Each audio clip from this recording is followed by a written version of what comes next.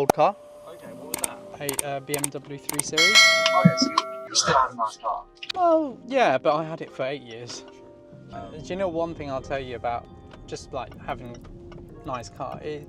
I've never knew that people 100% judged you from what car you drive. Absolutely. We, when we've just closed on the big 7-bed mansion on the Thames with a boat, Yeah.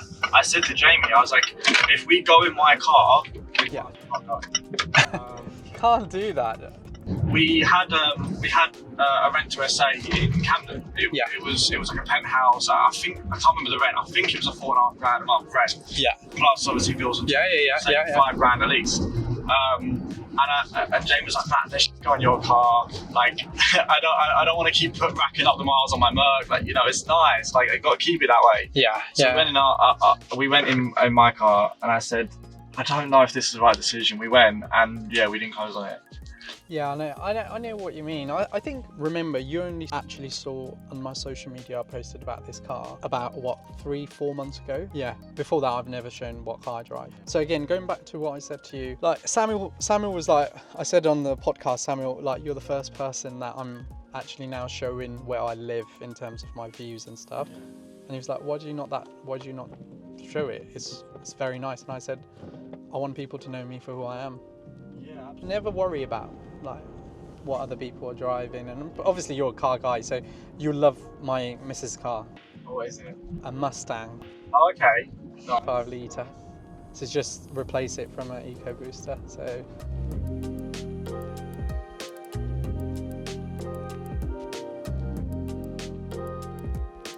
Won't be fair on them boys. You can't not say you're a business owner and then later tell them that it's mine, by the way. Yeah, it's mine, by the way, which keeps you quite humble. Yeah, I guess you're one always. Yeah, I'd prefer to though, right? Just starting out, because if you tell them, oh yeah, I've got a company turning over 50 grand a month. Yeah. Like they're gonna be like, oh wow, I'm really into you. You're so hot. Like they're gonna try and you look a bit more handsome. Yeah, all of a sudden you're so attractive. Look at your muscles. Yeah, like, yeah. I love that. Just purely because of what you guys are doing.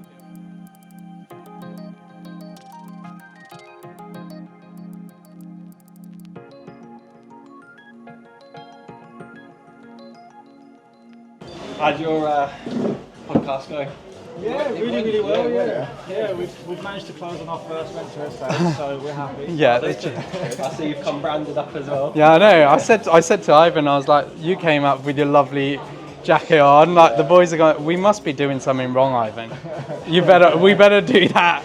Next time I come here, I'm going to get printed. Yeah, I will as well. To be fair, we just don't know who's watching, right? Because we was in Southend like what, 2 months back. Yeah. And we just asked for directions to someone to eat. Yeah. And he went, oh, like, this is a great place just up there, blah, blah, blah. He was like, what's the one-stop management? He was like, oh, we run a management company, service accommodation, Airbnb stuff. We focus on X, Y, and Z, long-term stays. He was like, oh, okay. I mean, I've got an Airbnb, like, that I run on Airbnb. Nothing came of it, sadly, because I don't know, just didn't call, we wasting our time, whatever. But you just never know who's going to be. Do you know what I say? Right, we do everything all the time. This is non-stop. It just came like one-stop. One-stop shop for everything. Chaos in Spain. So we woke up at 6 this morning to drive here, because we were like, let's leave at 6. And then we'll get here for like 9ish. We'll do work till 4ish, 2:30ish, when we start the podcast. Yeah. But this is a good way today, Matt. I think it's fair to say that as much as you think about work, this is where probably as much productive day for you guys. For 2 reasons. A, like we're sitting all chatting about, the same interest. And secondly, you now have a VA who still is doing some work. So nothing's like not being missed, but there's more things you can systemize as a business. And I think like you guys said that today, didn't you? Well, Rick is probably like smashing it through like everything that needs to be done. Yeah. They've picked up a VA which is solid, like he's solid, right? So as a business, I think You guys should be proud of that as well. Boys, cheers for coming down and a lovely day today. Yeah, cheers. Well done for all your all your success. And tell us about your photos what you used to do for service accommodation owners. What was that? A couple of £100.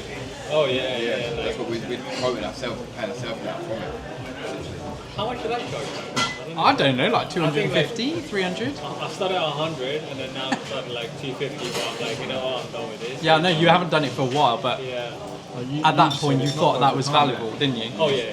Yeah. At that point, yeah. Yeah. Everyone has, like, we all go through a journey of what it's worth people want to pay, and you know, you feel that's the right thing to do. I remember a couple of, you did like all over the UK at some point, didn't you? Yeah, the furthest I've been was Birmingham or Manchester. Really? Yeah, that was the furthest. So I live in Portsmouth, so it's really down south. Okay. So that was like the furthest one. After that, I'm like, How did you guys come about being business partners? Did you guys know each other before? Networking, mate. Literally. So we were both deal sources, essentially. So we packaging deals, whether it be ours, HMOs, resi, commercial flips, whatever it might be. I had an investor in Essex Way, and he wanted like a bunch of properties for social housing stuff, like 40 units. He wanted just in one hit. Group of funds, everything was like qualified. And I met Matt, and he was like, "Yeah, like that's where I live. Like I've got people that have things. Like let's take numbers, kind of like just in yourself." And that was kind of it. We just started working and just connecting, and then invited you down to see a few of mine in Brighton. And then I helped you with your one in Barking from a design point of view, and then we just kind of started clicking. Cool. What about you guys? What were you? School friends. Yeah, we've known each other 20 years. Wow. That's like Sam Harrison, like they best friends from young. Yeah. To be fair, we were saying on the podcast today, we weren't actually like, in the early parts of school, we weren't actually like good friends. We were in the same form, literally sat like me to Pierce away. But we had different friendship groups. It wasn't until we went to sixth form where your year shrinks by like 50-60% that we started speaking more. And even then, it weren't like massive conversations around business and stuff. And then we both went to university. I was in Sheffield, he was in Manchester, so it was like an hour train journey. Sort of went across, didn't really see each other at times. You know, like our mates drove up. And then it was when we came out of uni, we both ended up in the same recruitment company, and then that's when it like really clicked, wasn't it? Like got a lot closer, and then we sort of very quickly realised we shared the same like passions and drive and stuff to be entrepreneurs, run business and stuff like that. The 4 things that moves your business forward is people, brand and marketing, operational and legals, and sales and performance. And he made it so simple for all the managers. So when he would come to review, he would literally draw that chart and he'd be like, okay, let's talk about this. I'm like, what is this nutter doing asking me about like marketing and branding? I'm like, this is not my store, whatever. But he would always say, oh, what feedback would you give the head office? And I'm like, well, I can give all the feedback. They would never listen to us anyway. But now I understand why he did that. Because as a manager, we were effectively the business owner for that store. And what it sells in Bournemouth would be completely different to what I sold in all the shops. See, we know everyone shops with their eyes.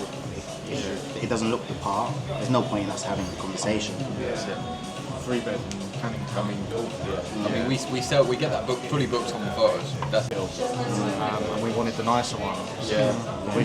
The worst one does the best. It's crazy.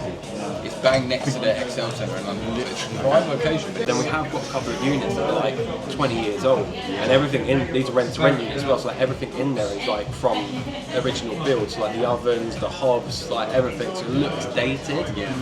So they're the ones that are a bit harder to maintain because when you walk in, everything is old. There's no bathroom, there's no kitchen. And on a rent-to-rent, you're not going to spend a fortune kitting them out. And they're more contractor stays. See, I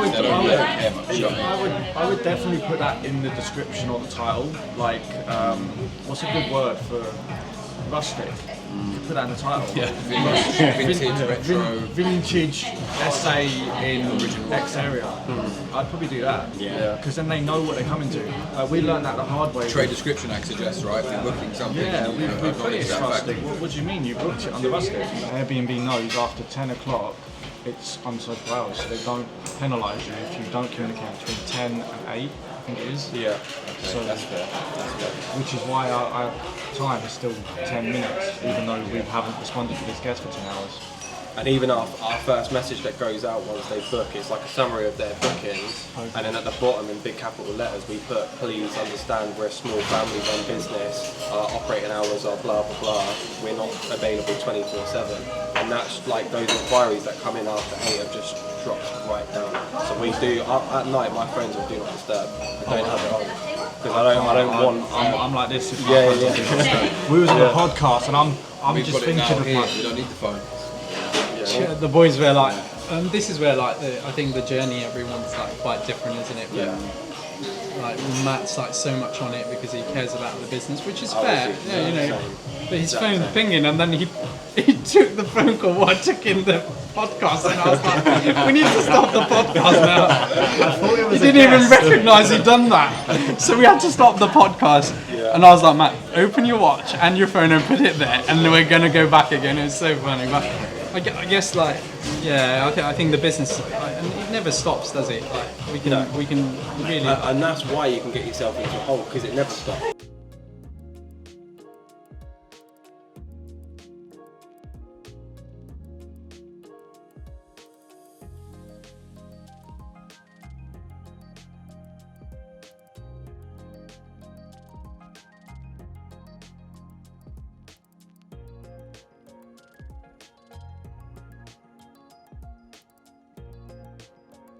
really appreciate you. Thank you, man. And thank you so much for coming Appreciate down. it, likewise. Well done. Honestly, I appreciate Thank you, mate. the businesses that you're building over. It's always been a passion of mine.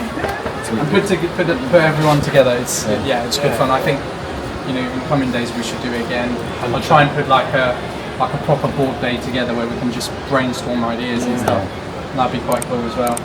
Yeah, have a safe journey home. Yeah.